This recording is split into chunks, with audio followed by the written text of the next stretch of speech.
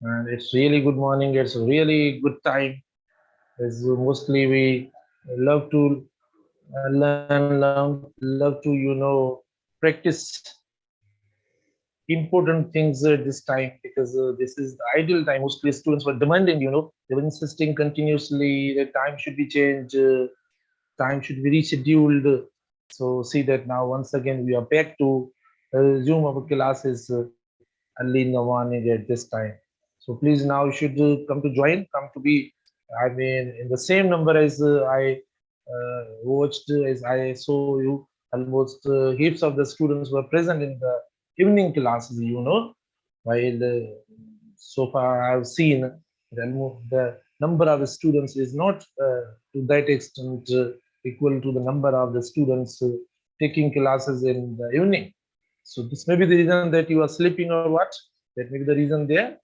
But no matter, now it's quite ideal time to learn easily because you are fresh and you will surely enjoy more important structures, tips to reach the conceptual areas in tenses. So last day we started to learn the uses, Hmm? Last day we started to learn the uses of present progressive tense, continuous tense. ठीक है ना? तो कल जो हमने मतलब पढ़ना शुरू किया था, कल जो मैंने स्टार्ट किया था बाद में, वो प्रेजेंट कंटिन्यूअस टेंस के यूजेस जो थे, उस पे मैं बात कर रहा था कि हम किस तरीके से कंटिन्यूअस टेंस के यूजेस को मतलब जो वो पढ़े और वो क्लियर हो जाए हमारे लिए और उनमें जो वो कोई प्रॉब्लम जो वो ना हो। तो मतलब कुछ यूजेस तो हमने देखो प्रेजेंट कंटिन्यूअस टेंस के पढ़े थे, बाकी जो मैंने इसीलिए उनको मतलब सस्पेंड कर लिया था क्योंकि वो इम्पोर्टेंट थे और बाद में उन्हें उस वक्त पढ़ना थोड़ा मुझे लग रहा था कि आपको शायद वो बात समझ में आए या ना। तो अब ये जो थे देखो इसका पीडीएफ भी मैंने पहले भेज दिया था लेकिन एक्सप्लेन नहीं किया था, मैंने आपको बताया नहीं था। बहुत इंपॉर्टेंट यूजेस है देखो कि भाई कहाँ कहाँ प्रेजेंट कंटिन्यूअस टेंस जो है वो हम इस्तेमाल करते हैं, वो कौन सी एरियाज हैं, वो कौन सी सिचुएशंस हैं जिस जगह पर हम प्रेजेंट कंटिन्यूअस टेंस का यूज करते हैं। तो मतलब हमने डिग्नेटरीज वाला जो एग्जांपल था, he is drawing portraits of dignitaries, तो वो एग्जांपल या ये यूज था अराउंड नाउ वाला, वो हमने क्लियर किया था। और अब जो हम पढ़ेंगे वो प्रेजेंट कंटिन्यूअस टेंस के अंदर देखो टेम्पररी एक्शन। तो जो कंटिन्यूअस टेंसेस होते हैं, मैंने पहले भी ये बात प्रेजेंट सिंपल टेंस में भी पढ़ाते वक्त की थी कि जो कंटिन्यूअस टेंसेस होते हैं वो ऑलमोस्ट आरजी होते हैं, मोमेंटरी होते हैं। वो मतलब ज्यादा परमानेंट एक्शंस नहीं होते, उनके एक्शंस जो वो परमानेंट नहीं होते, ठीक है ना। तो इसीलिए ये नहीं, इसका ये मतलब कॉमन यूज है या थीम आप समझ लें कि प्रेजेंट कंटिन्यूअस टेंस का है, जिसमें यानी टेम्पररी एक्शन के लिए हम जो वो प्रेजेंट कंटिन्यूअस टेंस इस्तेमाल करते हैं। जिससे अभी आप देखो कि भाई मैं जिस क्लास में हूँ तो मैं ये कह सकता हूँ कि फैंस आर रनिंग, तो ये टेम्पररी एक्शन है, ठीक है ना।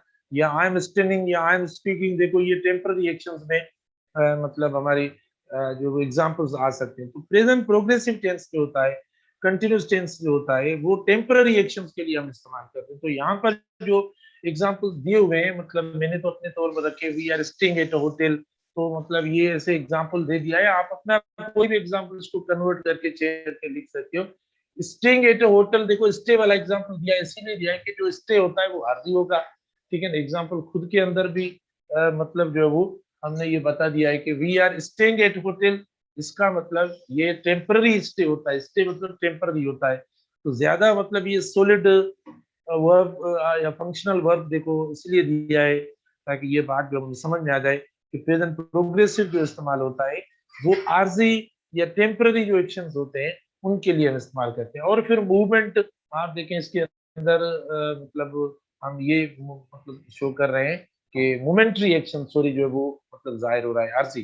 आई am watching an interesting film at the movement, eight the movement, ठीक है। तो एट द मूवमेंट नहीं है, ये आपने सही बिल्कुल जो मेंशन किया है, ये एट द मूवमेंट होगा, राइट। यहाँ पर जो है वो टाइपिंग मिस्टेक हुई थी, तो मतलब ये सेंटेंस तो भेज दिया लेकिन फिर करेक्शन तो उस वक्त ना हो सकी, लेकिन ये एट द मोमेंट होगा, मूवमेंट अलग बात है, ठीक है, मूवमेंट की अलग मतलब बात है, वो हरकत मतलब मूव होता है, मूव करना, उसका ना होता है, ये मूवमेंट है, यानी जो मतलब टाइम की बात कर रहे हैं, तो मूवमेंट जो है टाइम में आता है, मूवमेंट टाइम में नहीं आता।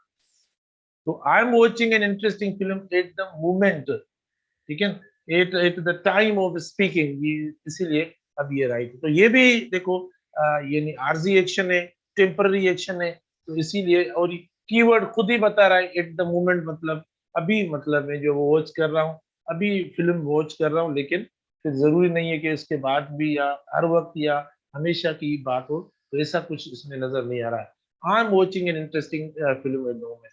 उसके बाद देखो, ये बहुत इंपॉर्टेंट है, इस ये तीनों जो पढ़े हैं, इनको कुछ कोशिश करना समझने की, कि चेंजिंग सिचुएशंस जो होती है, यानी चेंजिंग सिचुएशंस जो होती है, ऐसे एक्शन जो चेंज होते रहते हैं, जिसमें कोई तब्दीली आती है, तो वो जो चेंजिंग एक्शंस होते हैं, उनके लिए हम प्रेजेंट कंटिन्यूस टेंस इस्तेमाल होते हैं। प्रेजेंट के अंदर अगर कोई चेंज आ रही होती है एक्शंस के अंदर, तो आप प्रीफर करें, इस्तेमाल करें प्रेजेंट कंटिन्यूस टेंस, ठीक है, प्रेजेंट कंटिन्यूस टेंस को इस्तेमाल करें जब कोई चेंज आ रही होती है एक्शन के अंदर, ठीक है। मिसाल के तौर पर मैं यहाँ पर ये आपको बता सकता हूँ, यानी ये एक देखो स्केल, मतलब हम बना रहे हैं, स्केल कोई बना रहे हैं, तो एक मतलब रफ स्केल बना रहे हैं, 0 डिग्री सेंटीग्रेड है, या 5 डिग्री है, या 10 सेंटीग्रेड है, या 15 है, आप देखो, या 20 है, या 25 है, एटसेट्रा, मतलब ये एक देखो स्केल हमने बनाया है, टेम्परेचर स्केल है, और जिसपे आपने देखा कि मतलब यानी हमने जो डिग्री सेंटीग्रेड में लिखा है, तो उसमें एक चेंज आ रही है, मतलब 0 0 के बाद 5 5 के बाद 10 15 20 25, या मतलब कोई भी आप डिजिट या नंबर लेके, वो आपकी मर्जी है, लेकिन एक आपको मतलब चेंज आ रही है, यानी 5 0 से फिर 5 5 से फिर 10 10 से फिर 15 15 से फिर 20 20 से फिर 25, देखो ये एक चेंज आ रही है। तो इस टाइप की जो चेंज आ रही है, ये जो हम चेंज लिखे, वो चेंज हम किस में लिखेंगे, यानी प्रेजेंट कंटिन्यूस टेंस में प्रेजेंट होते हैं, या जो सिचुएशंस होती हैं, वो प्रेजेंट कंटिन्यूस टेंस में। तो मैं मतलब ये आपको कह सकता हूँ कि the day is getting voter, मतलब ये टेम्परेचर स्केल की बात हो रही है ना, तो इसका एग्जाम्पल हम दे सकते हैं कि भाई अगर अभी जो है वो 20 डिग्री सेंटीग्रेड के आगे जाकर, यानी ये मतलब गर्म होता जाएगा, यानी उसमें एक चेंज आती जाएगी, जैसे जैसे दिन जो है वो बढ़ता जाएगा, तो देखो इसकी यानी टेम्परेचर के अंदर भी तब्दीली आती जाएगी। तो जो तब्दीली आती जाएगी, उस तब्दीली के लिए, मतलब चेंज के लिए, फिर वो चेंज जैसे भी हो, अच्छी चेंजेस भी होती है, मतलब चेंज कैसी भी हो सकती है, तो उस चेंज के लिए देखो हम प्रेजेंट कंटिन्यूस टेंस इस्तेमाल करते हैं, ठीक है ना। तो यहाँ पर आप लिख सकते हो, यानी the day is getting hotter, देखो the day is getting hotter, HOTTER, मतलब प्रिफर करते हैं मोस्टली, यानी कंपैरेटिव डिग्री को, क्योंकि कंपैरेटिव डिग्री एक चेंज होती है, लेकिन रेयरली ये भी मतलब लिखा हुआ नजर आता है कि पॉजिटिव डिग्री भी जो है वो इस्तेमाल करते हैं, लेकिन कंपैरेटिव ज्यादा अच्छी है, कंपैरेटिव क्योंकि चेंज है, मतलब शो करता है, पॉजिटिव से कंपैरेटिव डिग्री जो होती है चेंज शो करती है, तो यानी इस टेंस के अंदर जो चेंज आती है, उसमें कंपैरेटिव डिग्री को भी रखा जाता है। तो यहाँ पर आप देखें the day is getting voter, तो ये देखो क्यों मैंने लिखा कि अब 15 से 15 डिग्री ग्रेड से मतलब 15 जो है वो डिग्री सेंटीग्रेड से 20 से 25 से, फिर आप देखेंगे ये 30 पे जाएगा, 35 पे जाएगा, जैसे जैसे मतलब दिन ऊपर आता जाएगा, तो ये जो चेंज आ रही है, इसीलिए इस चेंज को देखो हमने जिस टेंस में रखा है, जो टेंस हमने लिखा है अभी, वो प्रेजेंट कंटिन्यूस टेंस का इज गेटिंग रखा है, ना कि हमने रखा है द डे गेट्स हॉटर, हमने नहीं रखा है, देखो प्रेजेंट सिंपल टेंस नहीं रखा है, द डे गेट्स नहीं रखा है। और कल भी मैंने जो आर्टिकल एक आपको कॉन्टेक्स्ट के थ्रू जो ग्रामर में हमने कुछ चीजें पढ़ी, तो उसके अंदर भी जो चेंज आ रही थी, तो वो चेंज भी हमने देखो प्रेजेंट कंटिन्यूस टेंस में मतलब आपको कुछ कोई एक दो सेंटेंस जैसे थे, तो वो दिए।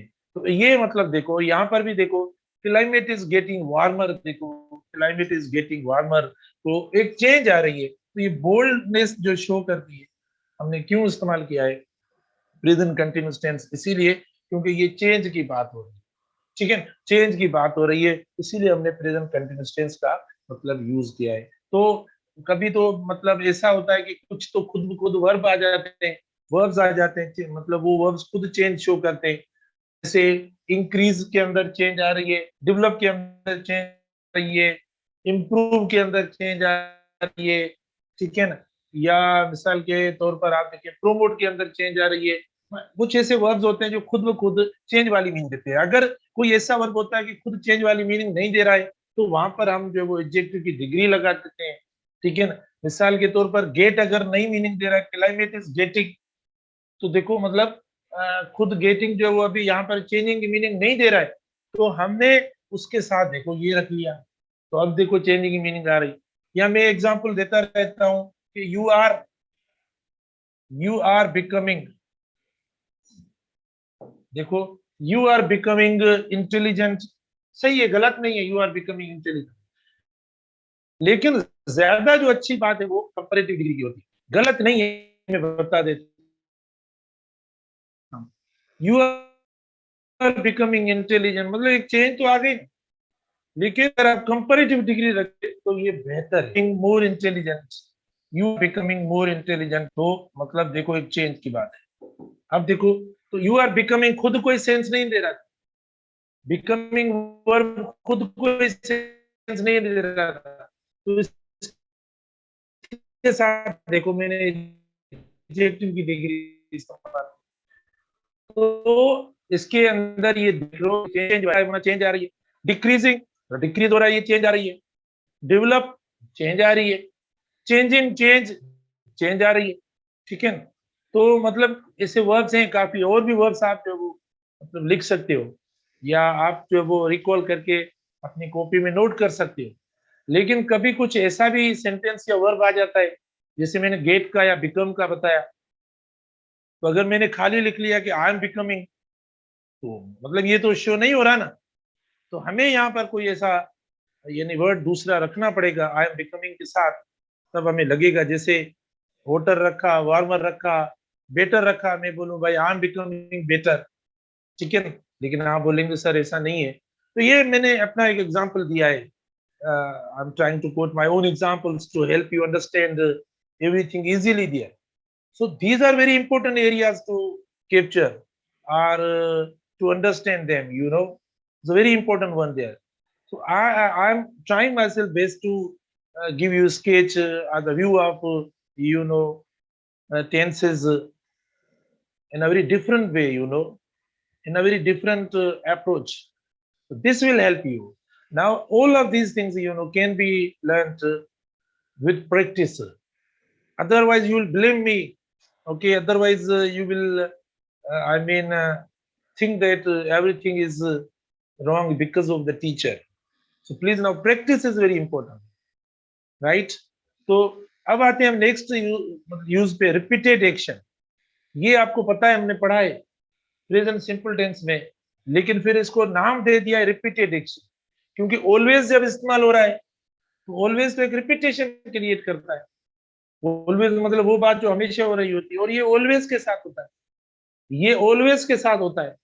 तो यहाँ पर देखो रिपीटेशन की बात है, तो they are always making noise, always क्यों इस्तेमाल हो रहा है प्रेजेंट कंटिन्यूअस टेंस के साथ?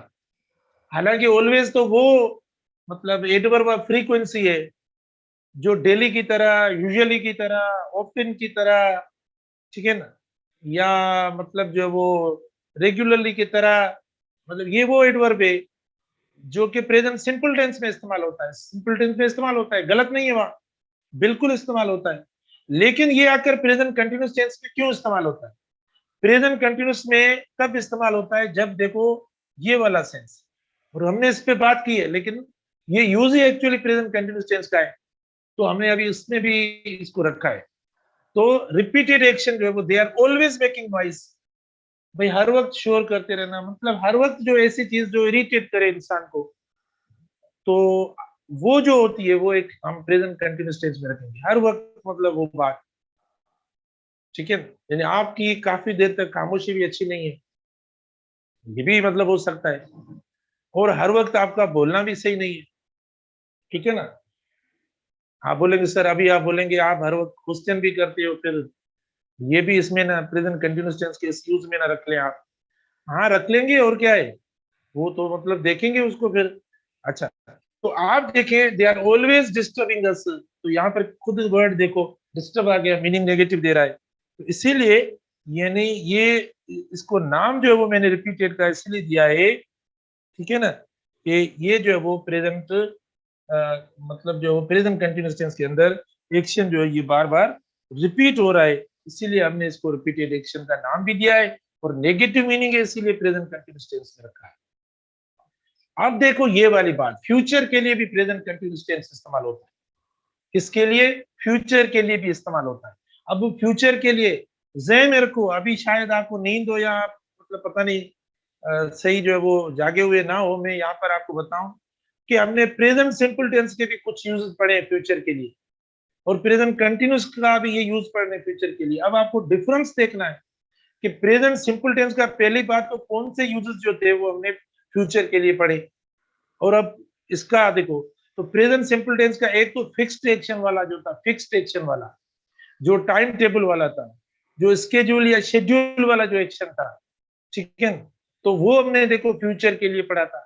या दूसरा जो कंडीशनल वाला था, जो कंडीशनल टाइप 1 जो था वो हमने पढ़ा, जो कि फ्यूचर की मीनिंग दे रहा था, प्रेजेंट सिंपल टेंस के यूजेस में हमने पढ़ा। आप थोड़ा रिकॉल करें या देख लें, मैंने आपको पीडीएफ भेजे, लेकिन नहीं, अगर आपको कह रहे हैं कि हमें पीडीएफ मिलता नहीं है, अब पता नहीं बीच में से कौन ये लेके जाता है, तो मतलब, और ये जो इस्तेमाल हो रहा है, ये भी फ्यूचर के लिए इस्तेमाल हो रहा है, लेकिन देखो ये कब इस्तेमाल होता है, मैं इसको थोड़ा एक्सप्लेन कर लूं कि ऐसा action action decided or planned at the moment of speaking and will take place in future, we use present progressive or continuous tense for such actions।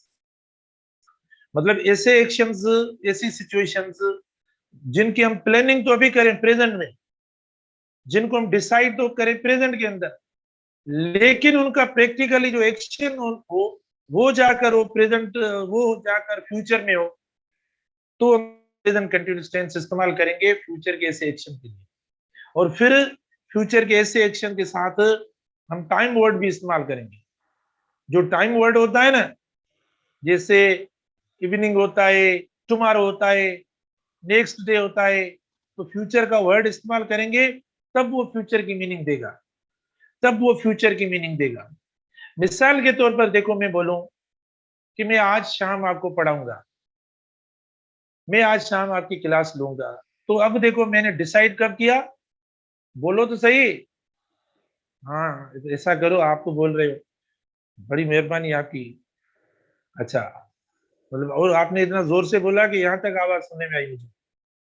अच्छा, तो आप देखो, मैं अभी कोई एक्शन डिसाइड करूँ, वो कौन सा एक्शन डिसाइड कर रहा हूँ या प्लानिंग कर रहा हूँ या उस एक्शन को परफॉर्म करूंगा, वो ये कि शाम को आपकी क्लास में लूंगा, तो अभी डिसाइड हुआ, तो अभी मैं क्लास तो मतलब लूंगा शाम को क्लास, या रिवीजन क्लास शाम को लूंगा, रिवीजन क्लास, क्लास का नाम ही, तो अभी मैं कोई रिवीजन क्लास नहीं ले रहा हूँ, अब वो तो शाम को, ये मिसाल दे रहा हूँ, मतलब ऐसा नहीं है कि 1 बजे के बाद मैसेज आपके आने शुरू हो गए फिर बताऊंगा, ये बस मतलब एक मिसाल देकर बात को क्लियर करवाऊं कि भाई शाम को आपकी रिवीजन क्लास लूंगा, तो अभी प्लान किया, अभी डिसाइड किया, अभी मतलब मैंने इरादा किया, क्लास रिवीजन कब होगी? शाम।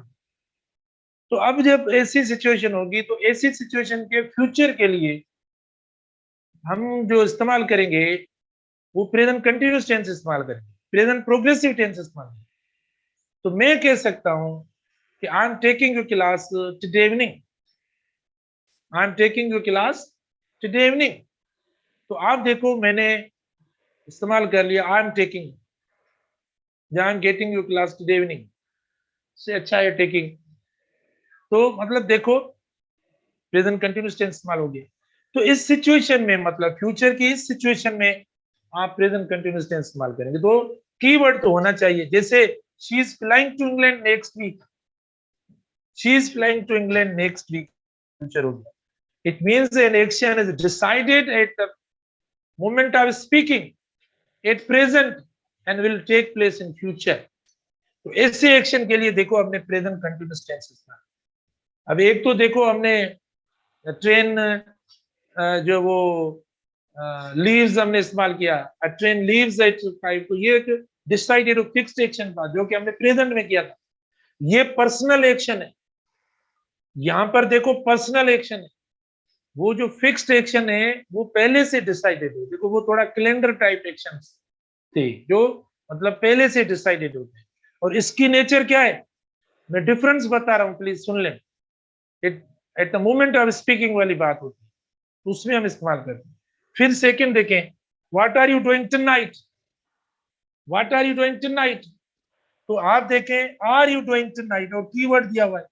ये कीवर्ड जो है ना फ्यूचर के जरूर लगने चाहिए, क्योंकि जब तक ये कीवर्ड नहीं आएगा तब तक देखो आपको मतलब ये टेंस फ्यूचर की मीनिंग नहीं देगा और फिर खाली फ्यूचर कंटिन्यूस ही रहेगा। आप ये दोनों वर्ड्स हटा दो टाइम वाले, she is flying to England, देखो इसका मतलब ये अभी जा रही है, ठीक है।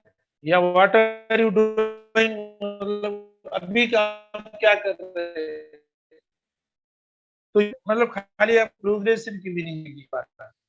नेक्स्ट वीक, टुनाइट, तो ये जो वो क्लियर है, आपको अब क्लियर हो चुका होगा कि मतलब आप क्वेश्चन करें कोई ऐसा, मैं कोशिश कर रहा हूं आप मतलब ताकि बात जो है वो समझ में आ जाए।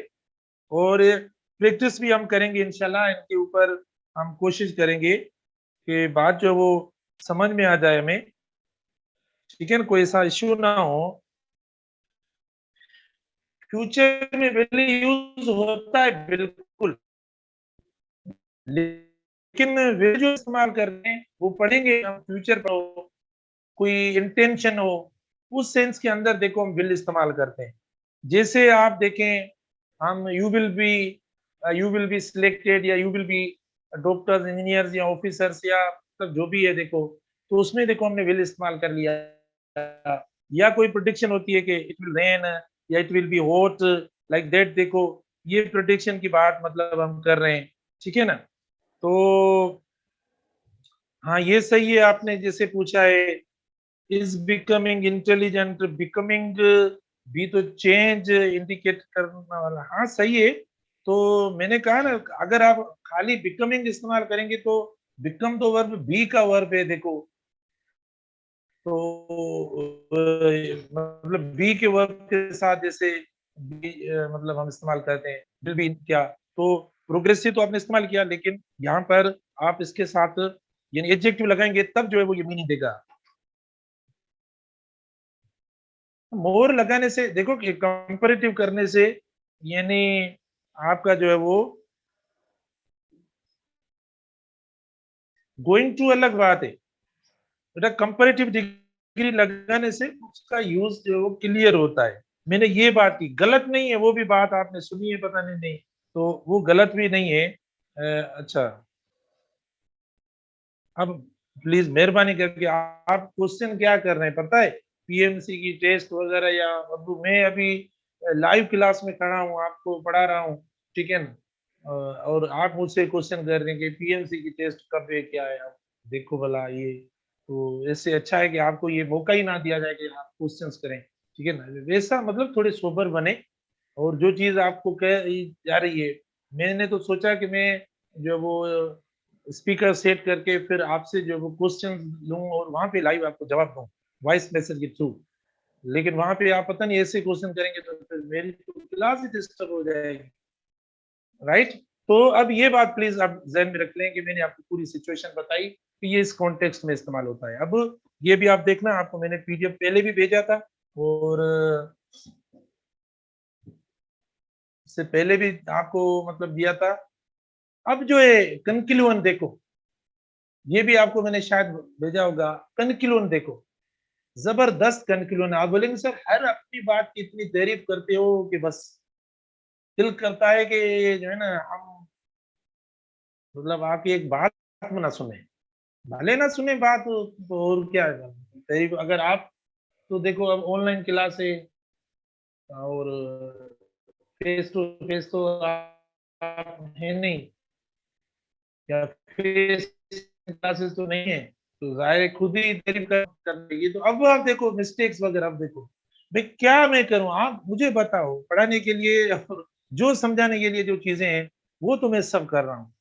जो जो मतलब देखो मुझे आपको बताने के लिए, एक्सप्लेन करने के लिए जो जो है मैं मतलब पूरी कोशिश कर रहा हूँ। लेकिन अगर फिर भी कहीं पे प्रॉब्लम हो रहा है आपको, तो अब मतलब मैं तो कुछ नहीं कर सकता। हो सकता है कि मैं इतना कॉम्पिटेंट नहीं हूँ कि वो सारी चीजें आपको मतलब एक्सप्लेन कर पाऊँ या समझा सकूँ, लेकिन मैं कोशिश कर रहा हूँ। मैंने हर वक्त मैं कहता हूँ कि आई एम नॉट एक्स्ट्राऑर्डिनरी और intelligent enough to precisely give you the concepts, but I'm striving myself, striving best. I'm striving to deliver everything, so that you should not get confused, तो आपको इनकम्प्लीट ना रहे। अब common mistakes बताएंगे ये कि हम कौन कौन सी कॉमन मिस्टेक्स ये करते रहते हैं। बहुत मतलब अच्छे नमूने से ये सारे लेक्चर सेट किए हुए हैं। कहता है कि अगर टू बी का वर्ब नहीं होगा, मतलब इज एम आर नहीं होगा, तो वो आपका प्रोग्रेसिव जो टेंस होगा, कंटिन्यूस टेंस होगा, वो गलत हो जाएगा। अगर टू बी का वर्ब मिस होगा तो वो टेंस, वो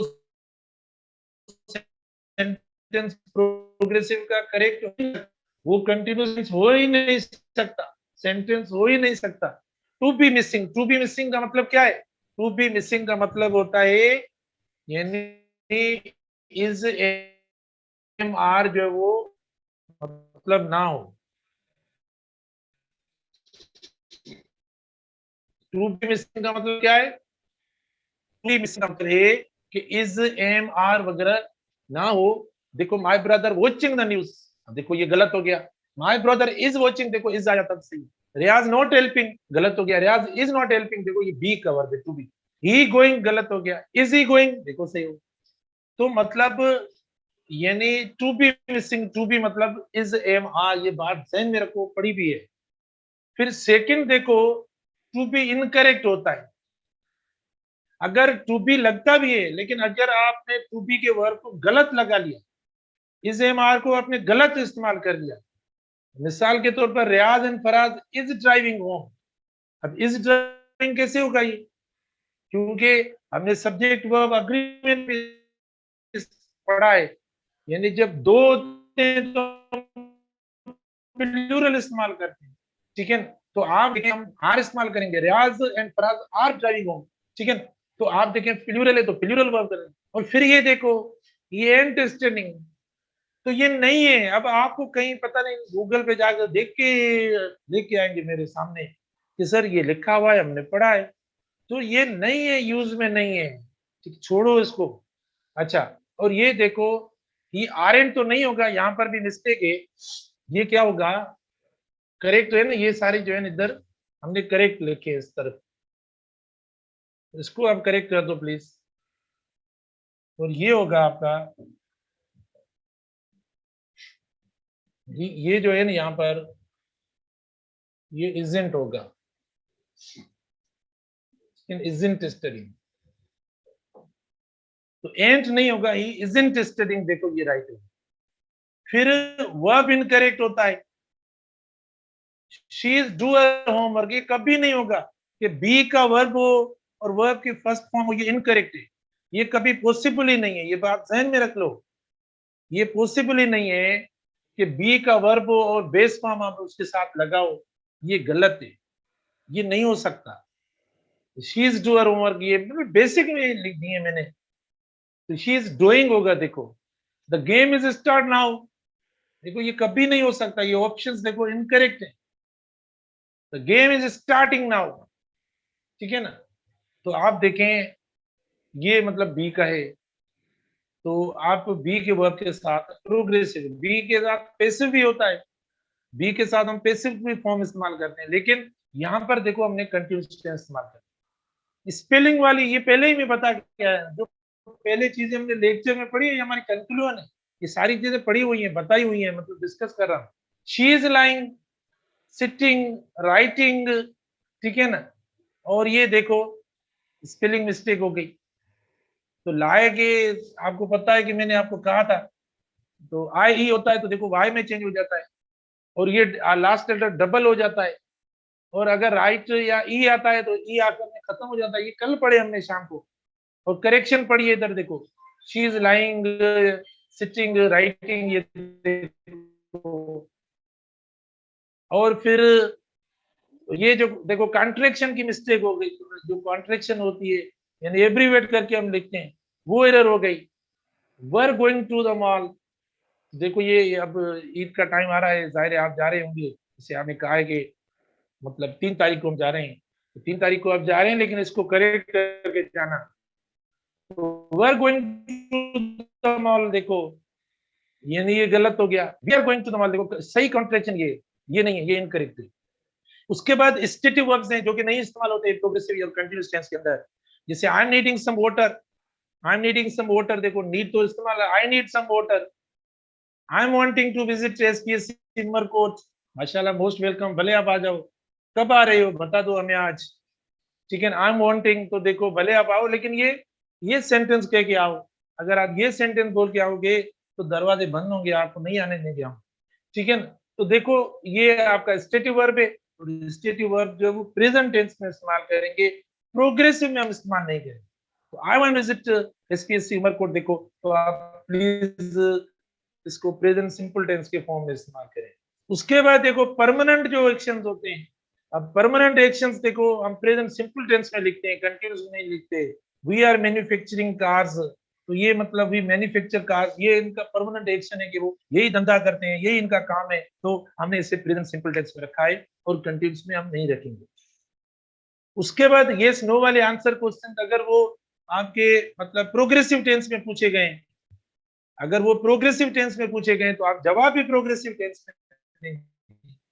जवाब किस में देंगे? जवाब भी आप प्रोग्रेसिव टेंस कंटीन्यूअस टेंस में देंगे। जैसे आप देखो आर यू लिसनिंग, तो जवाब आया यस आई एम, या कॉन्ट्रैक्शन में आपने लिख लिया। कॉन्ट्रैक्शन का मतलब शॉर्ट करके एब्रिविएटेड फॉर्म, आपको पता है ना वर्ब्स को शॉर्ट करके लिखते हैं। जैसे इज को किस तरीके से, हेज को किस तरीके से, हेड को किस तरीके से, वुड को किस तरीके से, या विल को किस तरीके से, या हैव को किस तरीके से, या शेल को किस तरीके से, मतलब ये सारे वर्ब्स हैं और इन वर्ब्स को हम मतलब मुख्तसर करके कॉन्ट्रैक्शन के फॉर्म में लिखते हैं। तो ये हमने लिख लिया, यस आई एम और एम, देखो ये होगा। अच्छा ये तो देखो आप कॉन्ट्रैक्शन इस तरीके से भी हो सकती है, नो आई एम नॉट, ठीक है, लेकिन इसकी कॉन्ट्रैक्शन नहीं है, एम नॉट की कॉन्ट्रैक्शन नहीं है, ठीक है, नो कॉन्ट्रैक्शन है, एम नॉट की कॉन्ट्रैक्शन नहीं है। एमेंट ना करें, मेहरबानी करके ये ना करना प्लीज, गलत हो जाएगा। तो आप प्लीज इनको इस तरीके से इस्तेमाल, और यहाँ पर avoid using stative verbs with progressive tenses या इन प्रोग्रेसिव टेंसेस। ये आपके मतलब देखो प्रेजेंट कंटिन्यूस, अब बी गोइंग टू जो है वो अलग है, जो फ्यूचर के लिए इस्तेमाल होता है। तो ये स्ट्रक्चर है, आप प्लीज इनको देखना पढ़ना, इसके ऊपर जो है वो मेहनत करना, और हम प्रैक्टिस भी करते रहेंगे, ठीक है। Thank you very much.